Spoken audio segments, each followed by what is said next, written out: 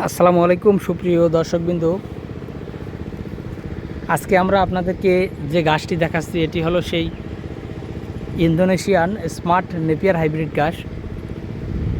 দর্শকবৃন্দ, এই গাছটি সারা বাংলাদেশে প্রান্তিক খামারিদের জন্য একটি আশীর্বাদ স্বরূপ। তার কারণ হলো বর্তমানে আপনারা যত হাইব্রিড গাছ দেখেন কিংবা যত হাইব্রিড গাছ লাগান না কেন, সব গাছেই কিন্তু আপনার গোড়ালি টাইট হয়ে যায় এবং ডাটাটা অনেক বেশি হয় পাতার থেকে।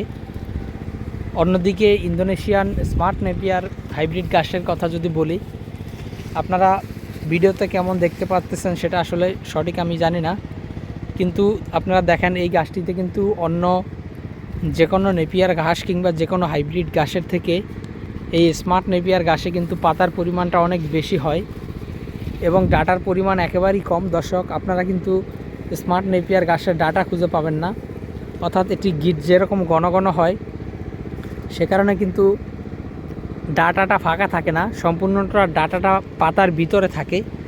আর সে কারণেই এই গাছটি কিন্তু দীর্ঘদিন পর্যন্ত জমিতে নরম থাকে।